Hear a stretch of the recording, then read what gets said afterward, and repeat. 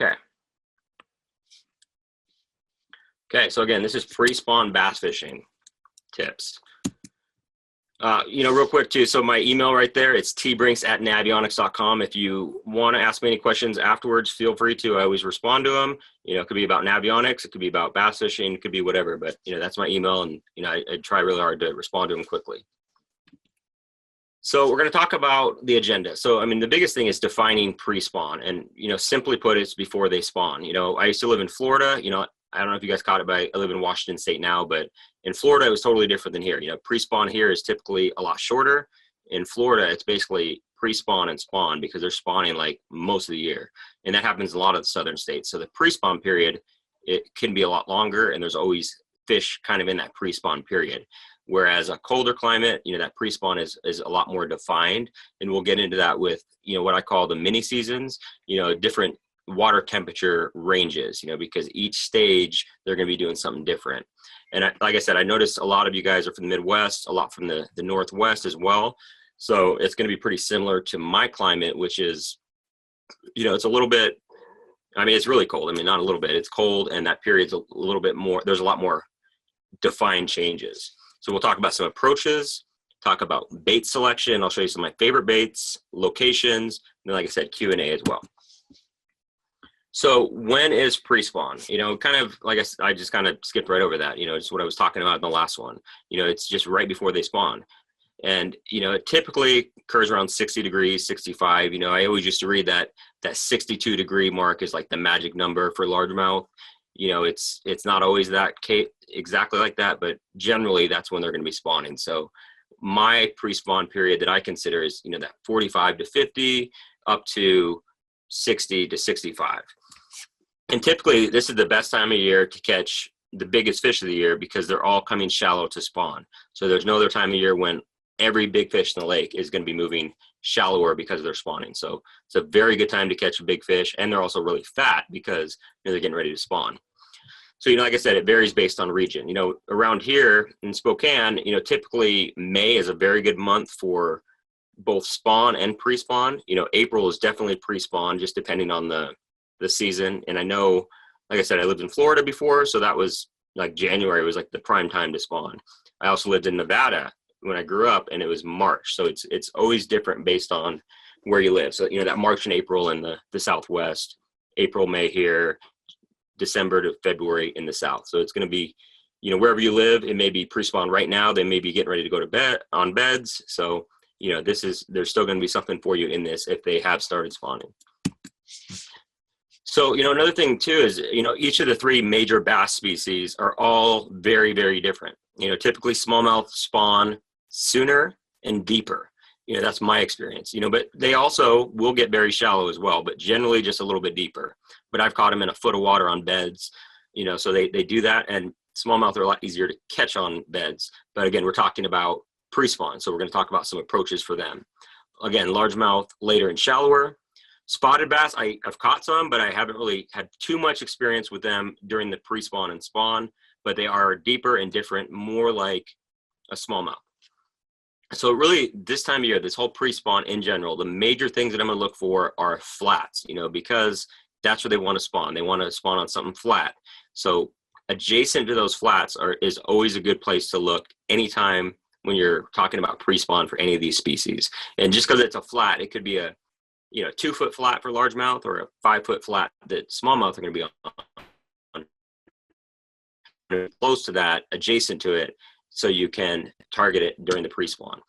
Places like bays are also very good, or coves, or inlets, or whatever you call it. Those are always good right outside of it for pre-spawn, or creeks, because they're going to be going up into there to spawn. So we'll talk about some maps later on and show you some spots, and I'll point out some good and bad areas, or maybe not bad areas, but some good areas. We're going to talk about some other things that are always good to look for, like sand and small rock. That's always good for smallmouth.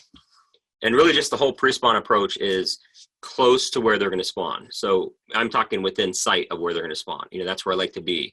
Position my boat within, almost casting distance from where they're going to eventually spawn, because they want to get up there so bad. They want to spawn. So during the pre-spawn, they're going to be, each step, they're going to be getting closer and closer to where they want to spawn. So, you're just going to get closer and closer to it where right next to it eventually.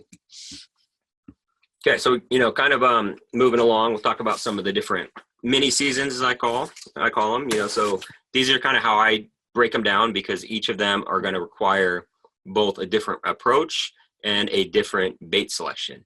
So the 45 to 50, and again, if you live in the South, that 45 to 50 may never even happen, but generally that's a good trigger for them to start moving shallower.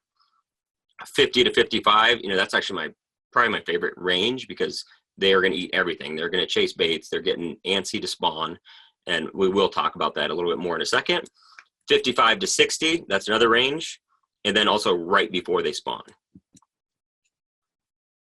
So that 45 to 50, that's really just that last part of winter. I mean, that's where I live. It's still a week or so away. I mean, I'm hearing a lot of that 40 to 45 degree temperatures from my buddies that have been out. And some colder, but it's just getting close to that, to what I'd consider pre-spawn. Before that, I'd still consider it a winter approach. You're still going to be fishing a lot deeper, but once it hits that 45 to 50, those fish are going to be moving up. It's that first move towards the bank, and typically that is an awesome time to catch a really big one, because they are hungry. They've been not eating very much during the winter. They're ready to get up and eat, because that whole spawning process, it could take weeks. So they're not going to eat hardly at all, or not at all when they're spawning. They know that, their body knows that, so they're going to be eating as much as they can. Crankbaits are great, jerkbaits and jigs. This is one I caught a few years ago. It's pretty dang cold out, but red crankbait, which is another thing that I don't think is in my slide, but red during the pre-spawn always seems to be awesome. There's a lot of reasons for that. One, crawfish, they're going to eat a bunch of them. Water clarity is usually a little bit muddier during the spring, just because that's how it is. So red seems to be a good color. So, again, like if you guys are just joining us, I see some more people just joining us. Go ahead and answer questions or ask questions at any time. We will get to them. I see those, and we will maybe take a break and look at them. If not, we'll get them all at the end. Okay. So, once it hits that 50 to 55 degree, they're a lot more active. Like I said, that's my favorite time during the pre-spawn to catch them. They're getting ready to eat, and it's some of the best fishing of the year. This is another example of a red crankbait. It's a lipless, but, that time of year, it just really does well. And, it's also a time when you could see a lot of fish shallow, cruising, fish sunning in shallow water. They want to get as warm as they can and eat too. So they're looking for, possible spawning locations. They're trying to warm up. I've heard things like, they're trying to warm up their eggs to get it moving a little bit. I mean, who knows the case, but this time of year, there's a lot of cruising fish. I'm not really going to specifically talk about that in bait selection, but number one bait for that for me is using some kind of wacky rig. Anytime you see cruising fish, that's really my go-to, so wacky rig, Senko or a Nico rig or anything along those lines is great when you see cruising fish, because you could cast there. It's not so loud. You can present it right in front of them. So that's just kind of a side note. If you see cruising fish, really any time of year, that's number one for me. I mean, drop shot would be another one, but if they're, more higher up in the water column, it's not quite as good as a wacky rig. So it's definitely a good thing. So I'll get back to that. I'm getting a little distracted here. Let's see if I can pull these, see if there's any questions there.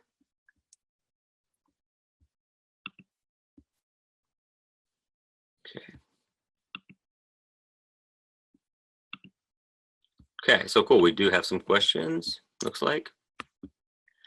Okay, okay, cool. So, I guess the water temperature is pretty close to, what I'm experiencing here, even all over the place. Like Mario said, it's 48. Kenny's in Grand Lake of the Cherokees in Oklahoma, about 48 there too. So yeah, you're definitely in the range for pre-spawn. I mean, like what we're talking about. And Big Nasty, I am sorry. That's his screen name. I don't just call some guy Big Nasty, but Big Nasty 06. He says greetings from snowy New Jersey. So Mario, best bait for cruising bass. Yeah, definitely a regular Gary Yamamoto Senko. Move this a little bit. There's a bunch of beer over there that I have, so that's awesome, huh? Okay. All right. So if you have any other questions, just keep sending them. I'll keep this up so we can see it. Oh, yeah, good question, Mario. So a wacky rig for a Senko. You know, Texas is good to it, but I just think that wacky rig's going to fall a lot slower. It has a lot more action. It's different than a lot of people are doing. So definitely go with the wacky or Nico, or Neko is actually what it's supposed to be called. Okay, so we're talking about wacky rigs. So Anthony says, what is your favorite wacky rig hook? So I like a few of them. I like the Owner one. It's kind of a weird color. It's like it's not black, it's not nickel. It's like a greenish color. It has a double weed guard on it, I believe. Yeah, that one has a double. But it's kind of it's almost like a drop shot hook. It's pretty small and compact. It hooks them really good. But I have been using the VMC Nico hook a lot lately, and I like that one a lot. That's a good one. And Mario, weightless. He asked if I add any weight to it. Once in a while, I will do, but he said weightless or wacky jig, like a weighted jig head. I'm either going to do straight weightless or just a nail inside one of them, like a Rains tungsten nail weight. I'll put that in there. Okay, cool. So we got some good questions. We'll just jump right in. We'll keep going with this because I like this. Kind of break it up a little bit. So Chris said, what color jerk bait for 45 to 50 degrees? I'm pretty basic. You know, this is one that I have right here. It's all tangled up with a bunch of other baits. This is one that I was using the other day. It's just kind of you can see it's really kind of clear and translucent. This is a Rapala Shadow Wrap, but I like those kind of subtle colors, definitely. You know, but I also like the perch colors as well. So it just kind of depends. But this is one I was just trying out, and I do like that color because it's, you know, pretty natural looking. Okay, good question, Doyle. You know, it's okay. Yeah, the question is what's the water temperature? Where is it measured? Best thing is from your Lowrance. You know, that's the transducer, which is either on the trolling motor or down, you know, on the bottom of the boat. You know, that's going to measure all that stuff and get the temperature. Okay. Okay, so Jonathan, yeah, you're like right in my situation. He says his situation is 45 degrees right after ice out. You know, we have a tournament this weekend that we had to move because the other lake was still frozen, and the other lake is about 44, 45. So for me, that's going to be what we're going to talk about here in a minute. With some of the bait selection, I'll make sure to point that out. But really, I would say jerkbait is number one. And Kenny, yeah, I mean, a lot of the lakes are in my area are clear, and you know, some are a little bit dirtier, but generally they're pretty clear. Okay, so cool. So again, you guys keep asking questions, and we'll go back to this.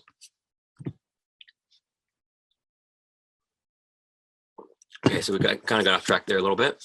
Okay, so then the other period is right before they spawn. And again, we're going to circle back and talk about baits and all that stuff. But, you know, right before they spawn, that's a great time because some fish are pre-spawn, some are actually spawning, and some are post-spawn. You know, so really that's going to be a shallow situation for me. Another thing, too, is don't count out top water. You know, when that water is like 55 to 60 or 65, you know, you could still throw top water. Fish are aggressive and hungry and shallow, and that's a good thing to throw. Buzz baits, poppers especially. You know, popper is an awesome bait right before they spawn, when they spawn, and after they spawn. Okay, as promised, we're going to jump into lure selection. Okay, so really I keep it pretty simple and keep it moving. You know, all the baits that are shown on this background here, you know, these are baits that I use a lot. This is actually, we had a tournament a couple years ago that I won, and these are the 3 baits that I use, exact baits, and that's why they're in this picture. So we have a diving crankbait, squarebill, and then a jig. And even with the jig, I like to keep it moving just because I like to hit as many targets as I can. So not really move it fast, but pitching it, letting it fall, work it a couple times, move it up, and pitch it. It's just I mean, I do fish kind of fast, but that's what I like to do until I could find where those fish are, especially when the pre-spawn.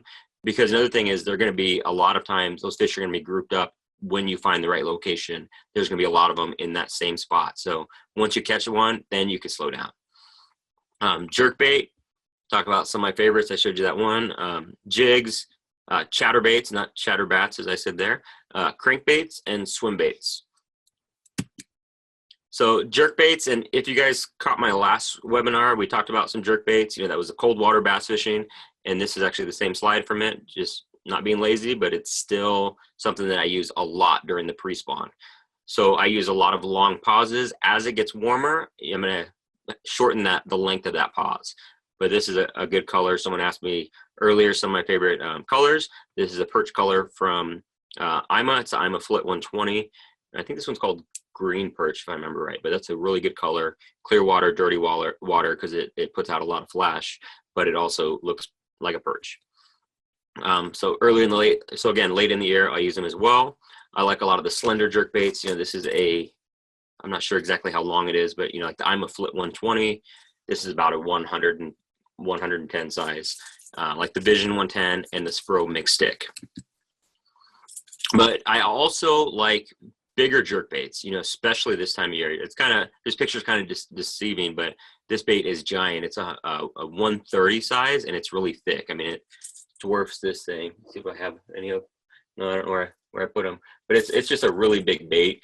I also use the, this is a Depths Ballast Long Minnow, and then also a Lucky Craft Pointer 128. They're a lot bigger baits, and really it just offers a bigger meal for big fish. Like we talked about earlier, they're going to be getting hungry they are hungry because they're getting ready to spawn. So that's the time of year when I really like those big jerk baits. And you can get, kind of a more aggressive action, more of a wide side-to-side action versus this, which kind of darts back and forth. Also because just the size of it, you're going to get a lot more flash. You're going to attract fish from a further distance. And really, I just do everything except the same as with the little ones, except I upsize my gear. So instead of using, 8 to 12, I'm going to be using 12 or 15 pound tests just because of the sheer size of those baits. So, and then instead of a medium light, it's going to be more like a straight medium, or even a medium heavy rod, or even more like a cranking rod. But it's definitely a time when there's a window to catch really big fish on a jerk bait that want a bigger bait. Okay, so with jigs, like I said, one of my favorite things is to flip and pitch cover. It could be anything from stumps to docks, or anything that's, again, close to where they're going to spawn. It's a great way to catch them. One of my favorite jigs is right here. It's just all black.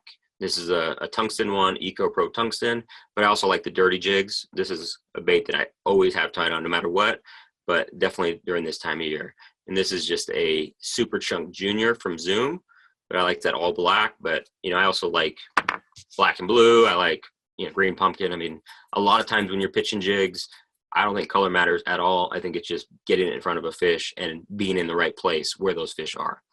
So, I will flip and pitch a lot of cover, but also cast jigs to deeper breaks, once again, close to where they're going to spawn. So, if you have a flat and then it drops down, you could actually cast there. And if there's any isolated cover that's deeper, it's even better. I also switch up my trailer a little bit as it gets warmer. It's definitely something that I do. I change it, and I make it, something with a lot more flapping action, maybe something with a lot more appendages, something bigger, more aggressive as it gets warmer.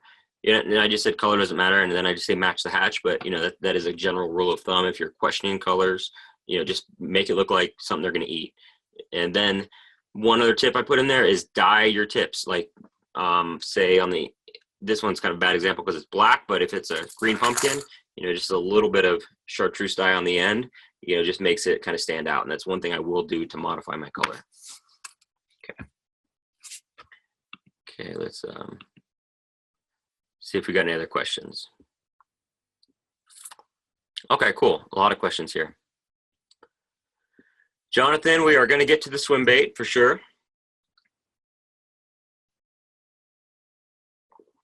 Okay, RJ, California water temps are 53 to 55 with a few fronts moving in. How are those types of situations? I mean, that's a great time because those fish are, even with fronts coming in, they want to spawn. They are so close.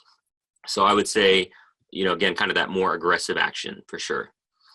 Moving baits, that'd be my best approach. Okay, Chris, another good question. For pre-spawn and spring fishing, do you prefer cloud cover or bluebird skies? Generally, I always want cloud cover, always. I mean, just no matter what the situation, just because it breaks up the light.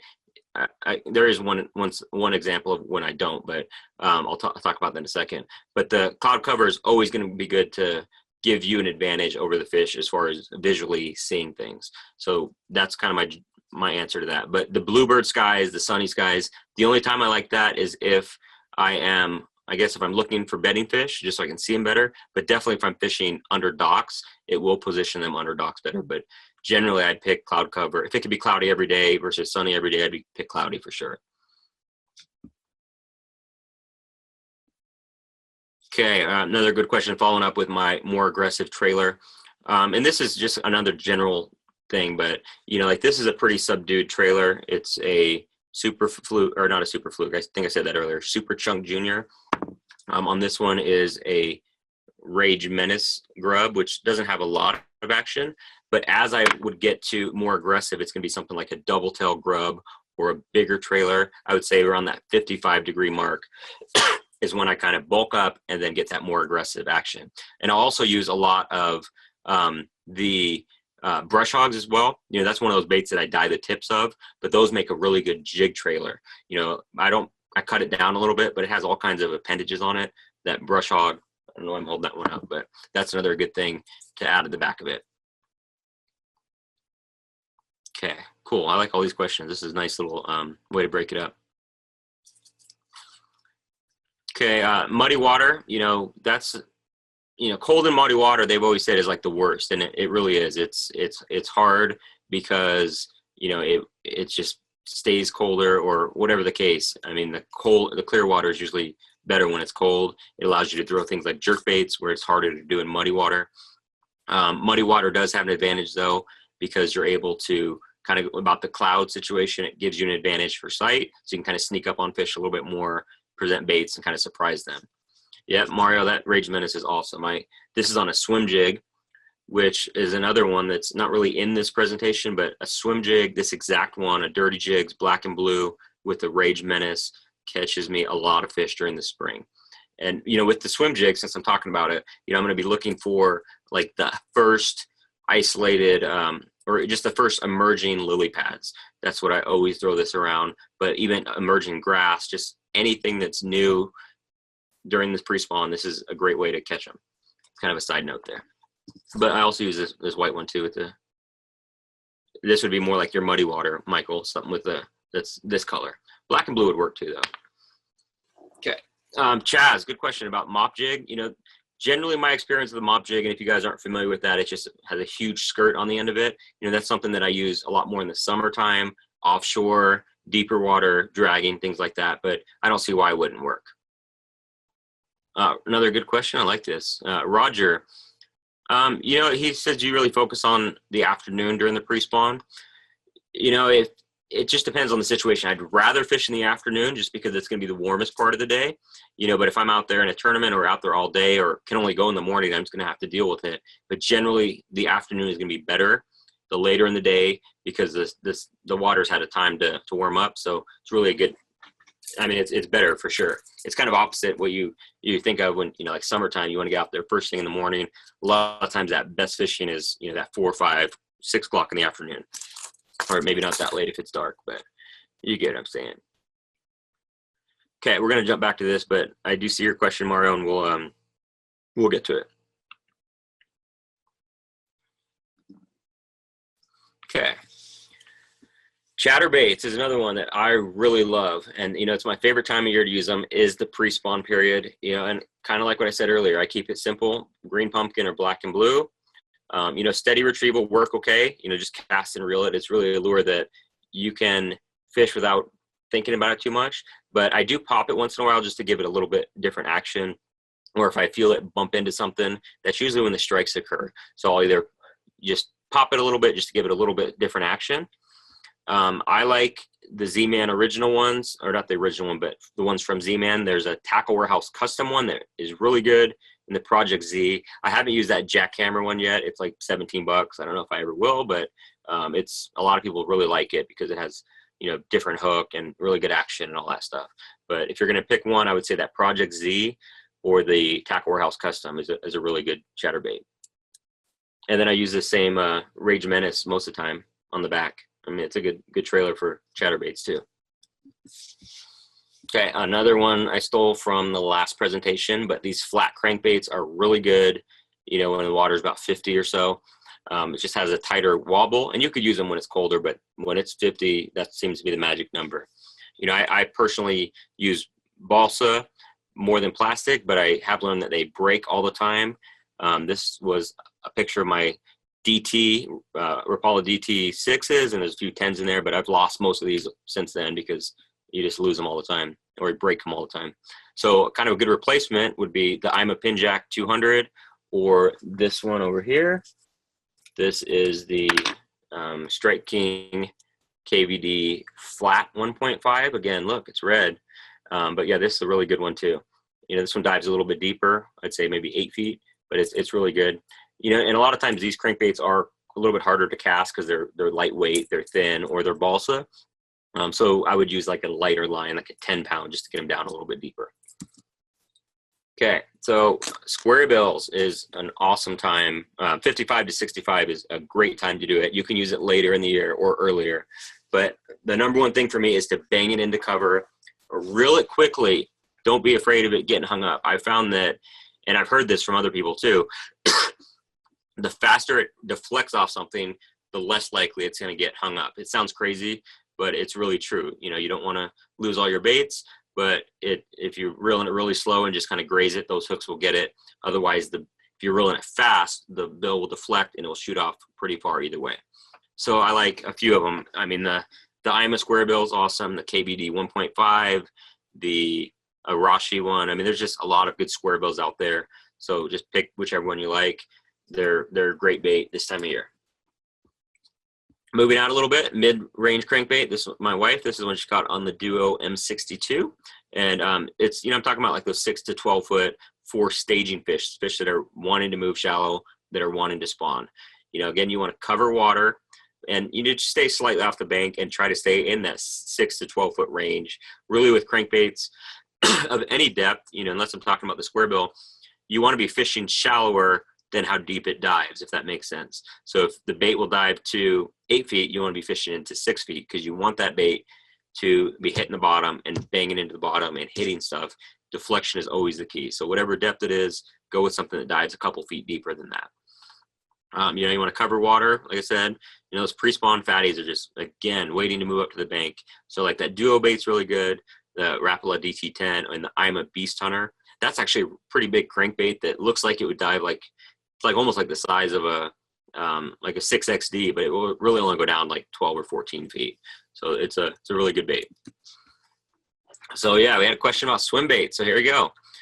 Big swim baits. You know, typically this is one of the best times to do it, again, because those fish want a big meal. So baits like this Huddleston 68, you know, it's a great bait to throw, you know, when you want a really big fish. You know, and again, you could fish it slowly on the bottom, you know, but don't be afraid to throw it everywhere. You know, I've caught fish around docks on it, you know, and even smaller fish will eat it. I mean, I've caught a smallmouth on one of these. So, you know, they will attack it. There's definitely, you know, time and place for it. They work throughout the year, but, you know, this time of year especially, they're really good. They're also good in the winter too, if you don't have ice on your lake. But they're really good bait when fish want that big meal, that easy meal. So, you know, the regular swim baits, you know, and typically you're going to fish them the same. This is actually the Optimum Boom Boom swim bait, and there's a smaller one even. This is a 6-inch, there's a 4.5-inch, and then the Kitex. You know, and the cool thing about these is you can use them with regular tackle. You know, you can grab your jig rod that has 15-pound test on it and tie one of these on. You don't need a giant swim bait rod like this one, you know, 7-Eleven extra heavy. You don't have to have it. And it's not as intimidating for some people as well. You know, as far as size, you know, even though those big swim baits, you know, will still catch smaller fish, you know, just throwing, you know, smaller bait, you're going to probably catch more as well. But, you know, those are some of my favorites. And I typically, I don't know if you guys saw my other webinar on swim baits, but I think that was last year. A lot of times during the fall, I'll use Kitex on a really heavy jig head. This time of year, I like to fish them on a weedless rig because I'm going to be fishing them, you know, like a weighted swim bait hook, because I fish them really shallow. I like to skip them under docks. I like to skip around logs, and those jig heads will hang up. You know, so will this guy right here with this treble hook. There is a weedless version of this bait as well, which I really like. Side note, but it's a good bait. Okay, before we get into the locations and screenshots. Okay, cool. Yeah, I know Mario. I'm very lucky. She fishes. She's awesome. Okay. Oh, Bill, I haven't tried that. He said he likes that Z-Man Freedom, the Freedom Tackle. Freedom Tackle, I don't know if you guys know, but they have a really cool concept where it's basically you could screw the head into it and change the hook on it. It's really cool, and it's like a swinging jig head, or swinging hook, I should say. But they and Z-Man work together on a chatterbait. I've never used that one, Bill, but I really like the Freedom Tackle stuff. Okay, Jonathan said, have you ever tried slow rolling a spinnerbait single Colorado with a spinnerbait trailer in pre-spawn? He did well on it. That is actually a good approach. I've really, with the advent or with the popularity of swim jigs and squarebills and swim baits, I really don't use a spinnerbait near enough, but I have caught a lot of them in the past on what you're talking about exactly. Not necessarily with the swim bait trailer, but that Colorado blade. That's a great approach for pre-spawn fishing for sure. So I would say definitely keep that up. And then kind of a side note for that too is, everyone else is throwing a square bill and a chatterbait and swim baits. So they're not used to seeing those swim bait or spinner baits quite as much. Oh, okay, I missed that one. Okay, another question said, their home lake is a reservoir, deep, where there isn't a lot of structure. How would you work a jig on those break lines? So if there's not a lot of structure, depth changes are basically like a form of structure, of drop. So if it's drops from 5 to 10 feet, that's something that fish can relate to. It's different. So, looking for those kind of things is what I would do. How would you work the jig on the break lines? It would just kind of depend on the depth. If it's shallow enough, I'd say less than 10, I would still pitch it, pitch the dark spots, pitch any difference and just let it fall. Just like your pitch and do shallow cover, just deeper. If it's a lot deeper, I would say just dragging it along that area, casting it out there and dragging it through that depth change. Or if you could find any type of change, like I said, maybe there's one stump or grass or an underwater point or anything that's going to be different, I would say that would be a good place to look. Okay, and then we're going to, again, if you guys have any questions, I'm going to ask them now. I'm going to see if we have any more come in. I'm just taking a second break here, and we'll jump into some maps and show you some prime locations of lakes that I fish and that I like to catch fish on.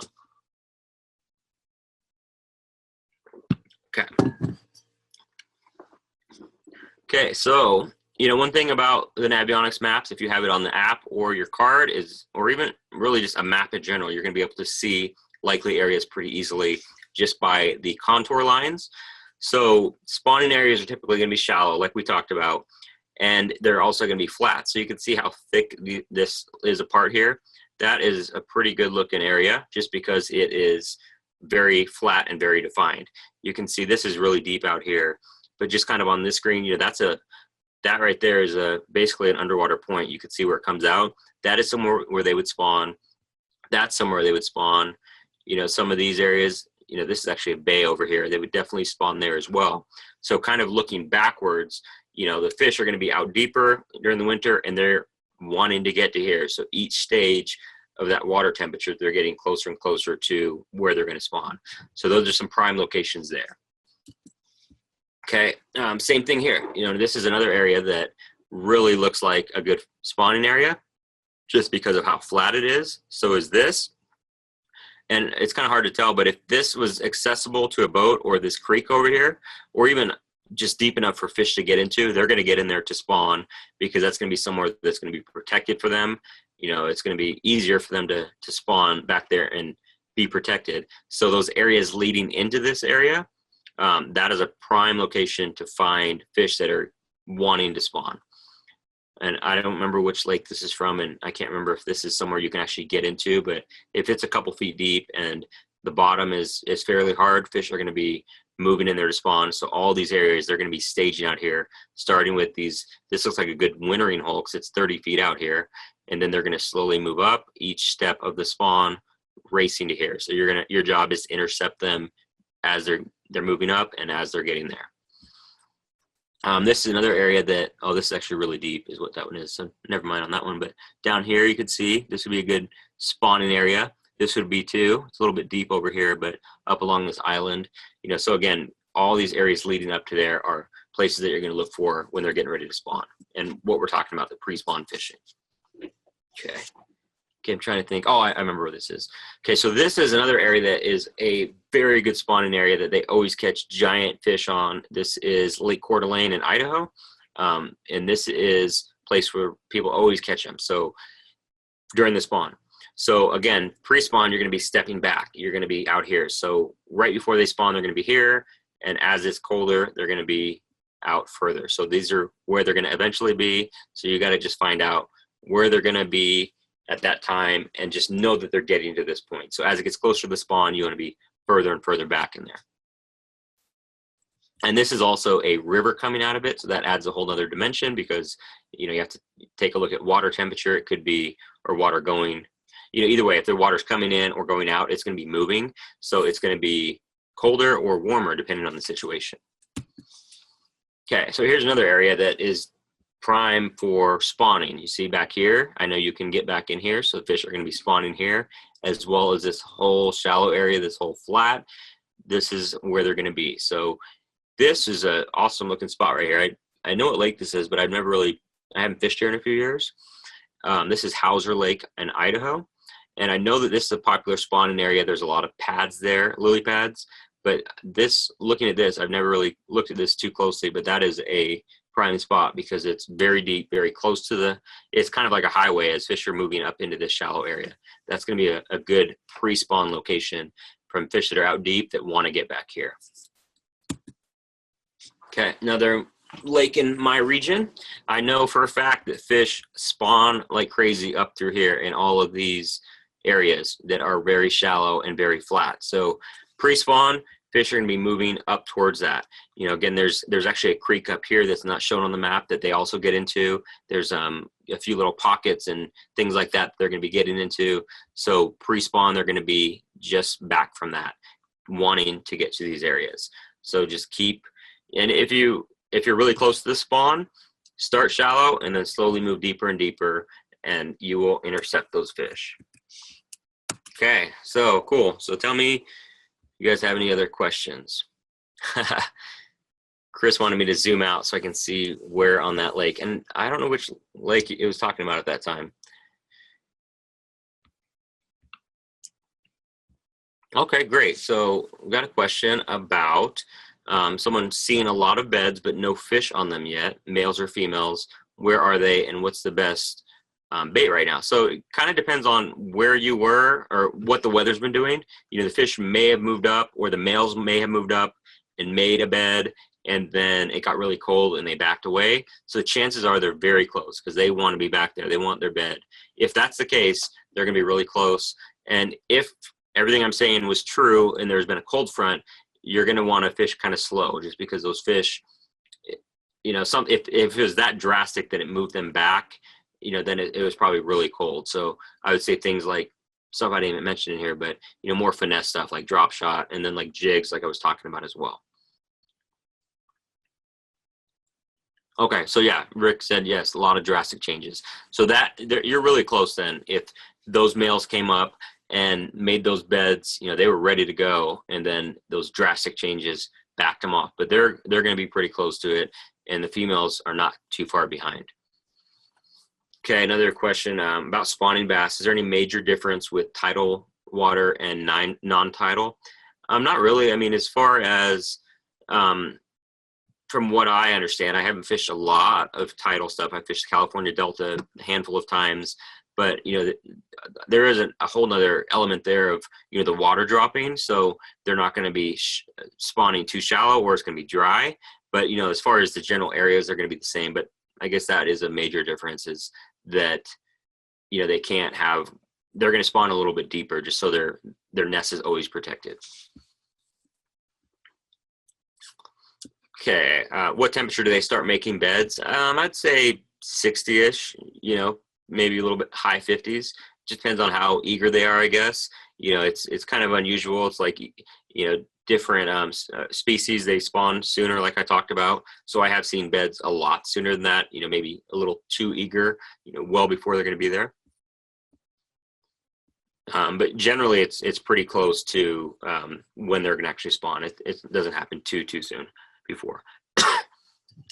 Okay, got a few questions coming. Anthony wants to know my opinion on the Ned rig, and I think I talked about this in another one, but I'm happy to answer it again. I used to think it was stupid, and all you caught was small fish on it, but I have changed my mind because I've caught a lot of good fish on it. So it's here to stay. It's doing well in the major bass tournaments. It catches a lot of fish in a lot of situations. I'd say it's definitely a must try if you haven't, and must keep doing if you have done it. It's really good. I totally switched gears after catching some big fish on it. And I thought it was just like finesse for smallmouth, but I was catching nice largemouth on it too last year. How does wind affect your presentation for smallmouth pre-spawn? It can actually help. Kind of we were talking about that cloudy stuff. Wind can be your friend and give you an advantage of blocking up the clarity, so it can be good. But as far as presentations, the biggest thing for me, I don't mind fishing in the wind. It's just the biggest thing is boat positioning and doing it effectively, making good casts and things like that. But it doesn't really affect it too much. Yeah, you're right, Greg. Super bait on Table Rock. He's talking about the Ned rig. He said it's good. It's crazy how popular it is. It's so good. It catches them. It's like the new drop shot, basically. That's another thing too. You can actually use those little Z-Man TRDs on a drop shot. That's a good bait to use on a drop shot. Side note. Okay. Do I believe that all the fish highways to bedding areas have them paralleling the shore or coming to them away from the shoreline? It just really depends if it's based on the layout of the bottom. If it's a really point that gets real shallow all of a sudden, they can come from any direction, really. It really more depends on the depth. And if it's a big flat, they may be coming on one side. Just kind of depends. That, I think you're talking about that Hauser Lake example, and it just stood out because it looked a lot different on the map. There was those contour lines up close. It just looked like a kind of a pinch point, as they say, just something different and very narrow. Michael, where are you fishing? What region? Michael asked about his tournament coming up. RJ, yes, I have tried the chicken rig. There's a video on Western Bass that was actually my hands doing it, and I do like it. And if you guys aren't familiar with the chicken rig, it's basically like I don't know how to describe it. I guess it's kind of like a backward shaky head where the line actually goes through the worm, and then the hook comes out and it goes back this way, and then there's a weight on the bottom. So it's really interesting, but check it out. Western Bass TV, there's a video called How to Do the Chicken Rig or something. Those are my hands. But yeah, it's a really good bait. It's just a different approach. Like I said, it's kind of like a wacky rig, kind of like a Nico rig, but it just get a lot of action out of the bait because the line is actually going through the worm. So every time you move your line at all, the bait goes crazy. So yeah, it's good. It's really good right before they spawn. It's good when they spawn, and then after they spawn when they're kind of finicky. You're welcome, Jean Sebastian. Yeah, RJ, that's a good description. It's kind of a cross between the Nico and Texas. Okay. Michael has a tournament coming up in Ohio, and he said he's had some luck with Carolina rig, 20 to 30 feet. If it gets to 50 degrees, I would say that's time to, like I talked about, time to move and throw crankbaits and cover water for sure. If it does reach 50, oh, you say it, I doubt it will reach 50. I would say still, I mean, there will be fish in that 20 to 30 foot range, but don't count out that shallow water. That's pretty dang close to when they're going to spawn. Okay. Any other questions, guys? But good luck too, Michael. Hopefully you do well.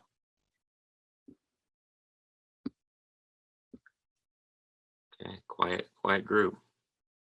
Okay. Well, if that's it, we'll wrap it up. And I appreciate everybody for attending. Thank you very much. It's awesome to see all these great questions. It makes it a lot easier for me. And again, I really appreciate it. If you have any questions, tbrinks@navionics.com. And that's it. So we'll see you guys later.